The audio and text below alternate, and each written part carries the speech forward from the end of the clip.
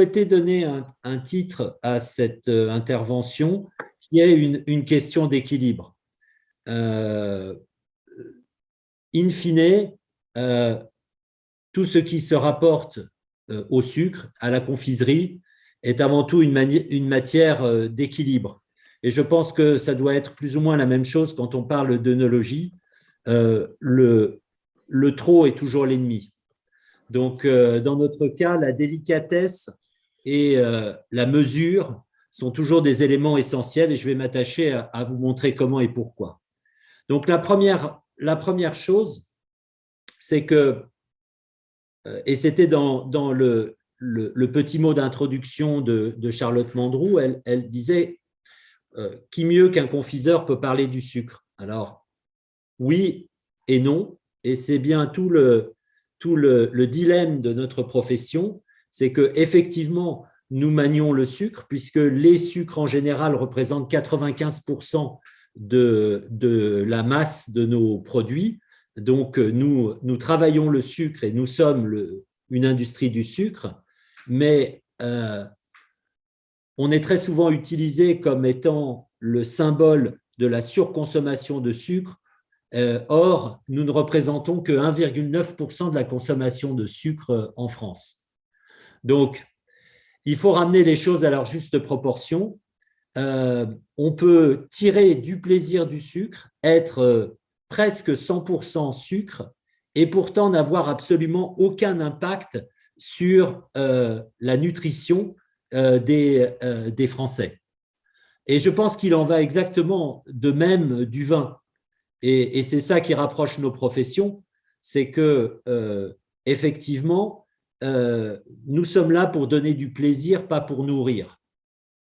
Et donc, notre objectif ne doit pas être de nous caler sur des exigences nutritionnelles, mais de nous caler sur l'exigence qui représente l'attente principale de notre consommateur, qui est le plaisir qu'on lui procure. Et c'est la raison pour laquelle, j'y reviendrai plus tard, nous autres confiseurs sommes droits dans nos bottes sur notre utilisation du sucre. C'est notre métier, c'est le vecteur du plaisir que l'on procure aux consommateurs et, entre guillemets, vouloir faire comme le sucre sans le sucre est une vue de l'esprit et qui, de surcroît, ne présente pas sur un plan objectif et scientifique une pertinence. 98,1% de la consommation de sucre en France se fait en dehors de la confiserie. Donc, qu'on ne vienne pas nous emmerder sur ce qu'on met dans nos produits, ce n'est pas nous qui sommes responsables de la consommation de sucre des Français. Donc, s'il y a des culs à botter, ce n'est pas les nôtres. Voilà. Et je pense qu'à bien des égards, dans le domaine du vin, vous êtes confrontés au même type d'association ou de perception négative. Heureusement, il faut faire confiance aux consommateurs.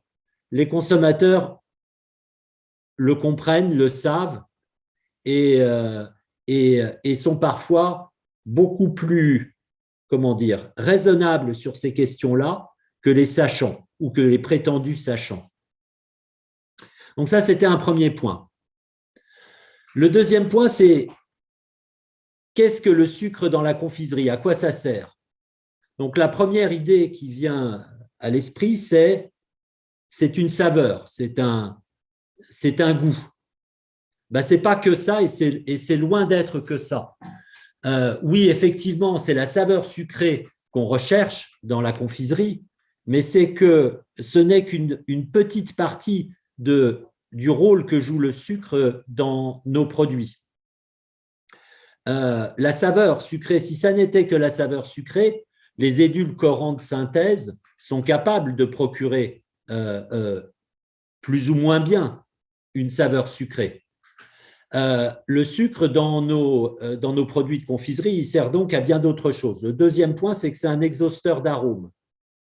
Vous prenez un même arôme, par exemple de fruits, dans une composition sucrée ou dans une composition non sucrée, vous allez avoir une différence de perception qui est radicalement différente. Donc, quand on met du sucre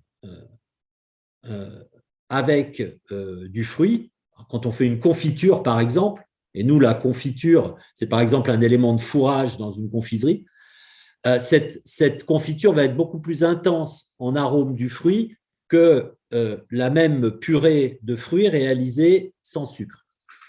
Donc, il y a cette notion de saveur versus arôme, le palais versus le nez et leur synergie. Le troisième point qui est fondamental, c'est que, et vous l'avez vu dans la première slide que j'ai montrée, c'est que pour nous, le sucre, c'est la masse. C'est ce qui constitue la structure physique de nos confiseries, de nos bonbons. Alors, il est clair que si vous utilisez des édulcorants de synthèse, certains d'entre eux ont un pouvoir sucrant sans masse ou pratiquement sans masse. Donc, vous le savez, quand vous avez… Il était à la mode à une époque d'essayer de faire de la pâtisserie avec de l'aspartame. Et on n'y arrivait pas. Pourquoi ? Non pas parce que le goût n'y était pas, mais parce que les propriétés physiques dans la cuisson, dans les émulsions n'étaient pas là, ne fonctionnaient pas. Donc pour nous, c'est fondamental, c'est de la masse et c'est surtout un élément de texture.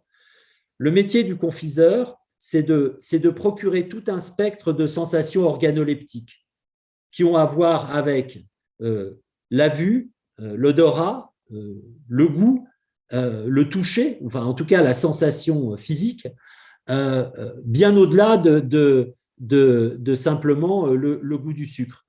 Et donc, le sucre est un formidable vecteur ou un formidable élément pour élaborer des textures très diverses et qui peuvent procurer du plaisir mises en contexte produit. C'est comme ça qu'on fait des feuilletages, par exemple. Donc, c'est comme ça que, par exemple, les pralinés que vous avez dans… Un praliné, pour qu'il soit croustillant, ce n'est pas simplement une torréfaction de fruits secs, c'est une torréfaction de fruits secs dans le sucre et derrière des feuilletages qui vont permettre d'avoir cet aspect craquant. Donc, il y a des tas de choses qui sont possibles grâce à la présence du sucre en dehors du goût sucré. Et c'est une des raisons aussi pour lesquelles nous sommes si attachés à cette matière première, c'est qu'elle est globalement magique pour nous et irremplaçable dans le spectre des possibilités qu'elle nous offre. Alors, notre métier, c'est aussi de trouver, c'était le titre de l'intervention, un juste équilibre. Le juste équilibre, il est dans les saveurs et les arômes. La quantité de sucre qu'on va utiliser va être… Il y a un point auquel le rapport, par exemple, entre le fruit et le sucre va être optimal. C'est-à-dire qu'on va avoir le plaisir de la saveur sucrée et l'optimisation de la perception de l'arôme. Si on dépasse ce seuil-là, le sucre va tuer l'arôme. Si on est en deçà, on n'aura pas la douceur et on risque, par exemple, avec les fruits, d'avoir l'acidité. Je ne sais pas du tout si ces termes font écho au domaine du vin. En tout cas, dans le domaine de la confiserie, cette notion est évidente pour trouver l'équilibre entre saveur et arôme.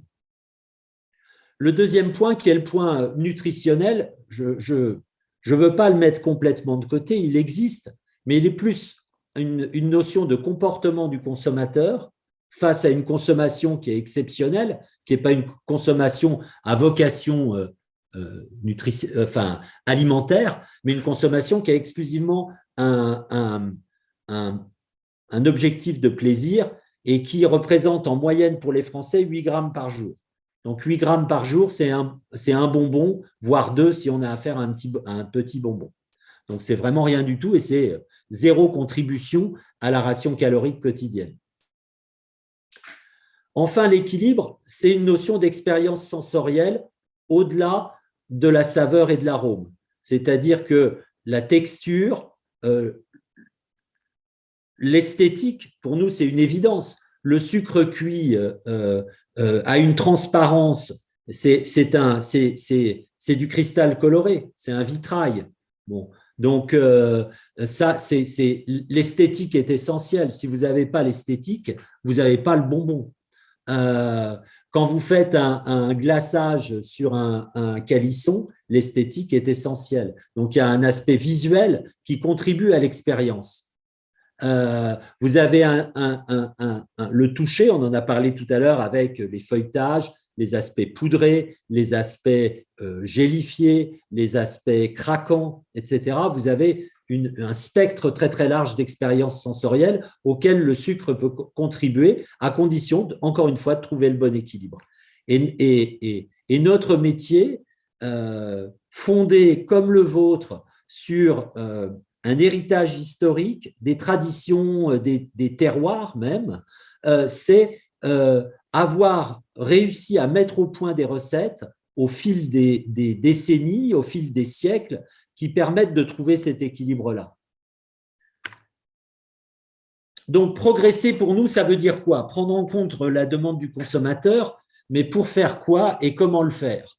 Donc, la première des choses, le premier message, c'est d'être fier de nos matières premières. Si on commence à s'excuser de manier le sucre, on est fini, autant aller faire un autre boulot. Donc, il faut être fier de notre matière première et il faut aller vers une amélioration constante de la qualité et de la sélection de nos matières premières parce qu'elles sont évidemment les premières contributrices à la qualité du produit fini. Le deuxième point, c'est mieux faire et faire meilleur, ou mieux faire pour faire meilleur. Notre boulot, c'est de faire meilleur. On ne sert à rien d'autre qu'à procurer du plaisir. Donc, faire meilleur, c'est réfléchir avec un objectif strictement organoleptique. Comment est-ce qu'on va augmenter le plaisir procuré par l'acte de consommation? Et ça passe par, effectivement, mieux faire. Mieux faire, ce n'est pas simplement une question de technique ou de savoir-faire des professionnels, c'est aussi effectivement de la recherche et des nouveaux process. Et ça, pourquoi? Pour contribuer à ce qui fait notre capacité à tous à être encore dans le business aujourd'hui, alors qu'il y a plein de handicaps à travailler en France, mais il y a une chose qu'on sait mieux faire que n'importe qui au monde et que le monde nous reconnaît, c'est une notion d'hédonisme à la française,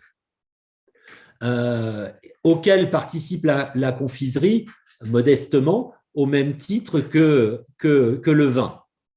Donc, le sucre, c'est un moyen de participer à ce progrès, à chacun des points. Hein. À chacun de ces 3 points, il y a une contribution du sucre. Alors, on m'a demandé de vous parler, et je suis ravi de vous parler de ce qu'est aujourd'hui, quels sont aujourd'hui les axes de développement des confiseurs en ce qui concerne l'évolution de leurs produits ou de leur façon de travailler. Comment on fait mieux pour faire meilleur. Le premier point, c'est l'origine et la qualité des matières premières. Grosso modo, notre approche, elle est d'aller de plus en plus vers le local, à défaut du local, la France, à défaut de la France, l'Union européenne, à défaut de l'Union européenne, le reste du monde.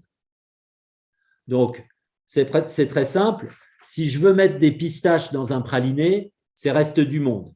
Parce que très clairement, on ne fait pas de pistaches en Europe, ou en tout cas marginalement, et jusqu'à ce que le réchauffement climatique ait fait son effet, on ne fera pas de pistaches.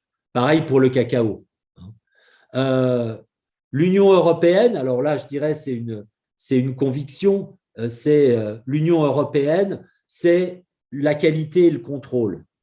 J'en reparlerai quand on parlera du bio. Dans notre métier, le sucre bio, jusqu'à très très peu de temps en arrière, et c'est encore extrêmement majoritaire, On vous dit bio, bio, bio, c'est formidable, mais le sucre bio, il vient du Brésil ou de Thaïlande et il est fait dans des conditions qui sont écologiquement extrêmement contestables et avec un bilan carbone totalement pourri. Donc, l'Union européenne, c'est la garantie de tout sauf ça.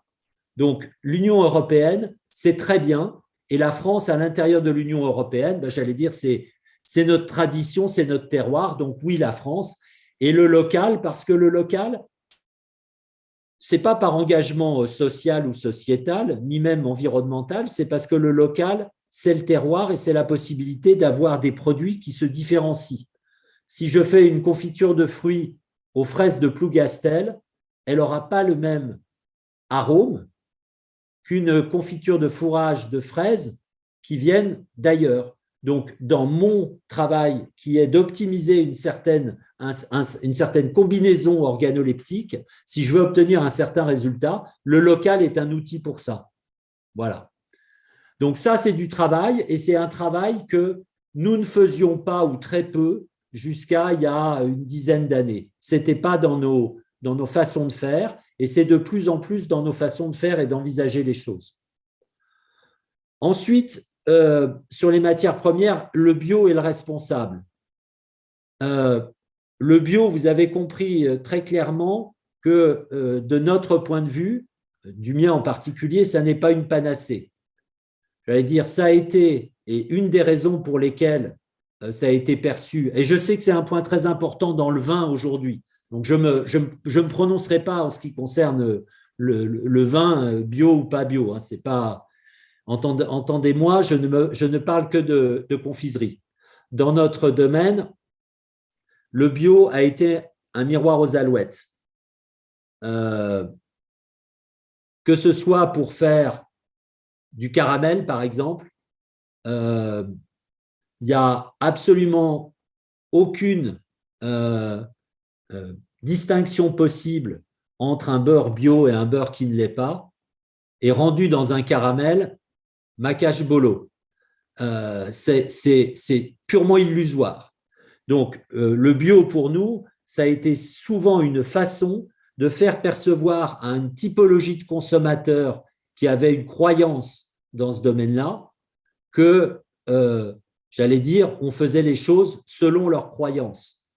Mais en termes de résultats objectifs, c'était souvent contre-productif, l'exemple du sucre brésilien étant un parfait exemple.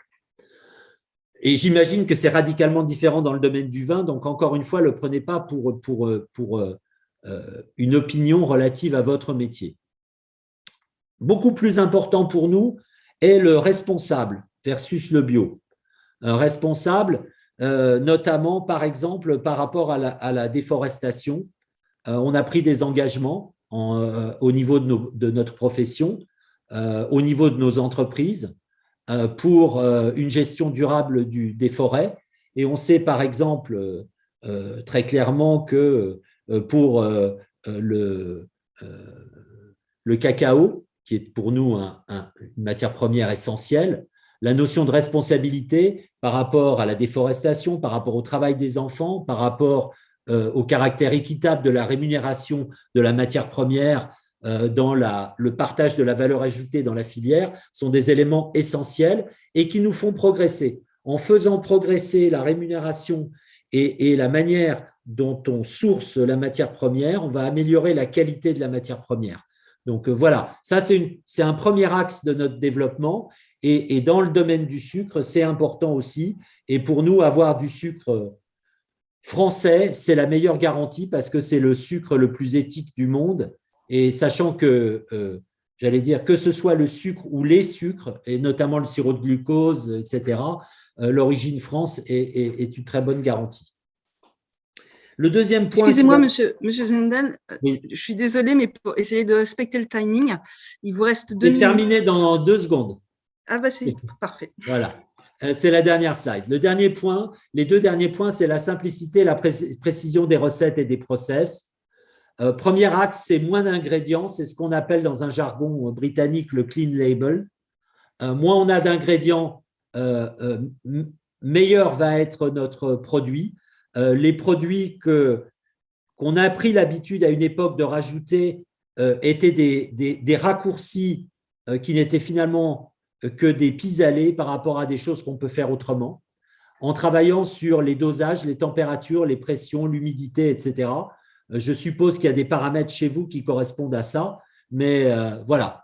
Donc, ça, c'est un grand axe, mais on a fait une grande part du boulot. Je dirais aujourd'hui, la confiserie, elle est bien sur ce sujet-là. Le dernier point où on n'est pas bien encore, c'est tout ce qui est la sobriété des conditionnements et de la chaîne logistique en termes de réduction, de recyclage, de réemploi et les matériaux biosourcés. Donc, pour conclure, fier de travailler avec du sucre, des sucres. Le sucre, c'est bien autre chose que la saveur sucrée.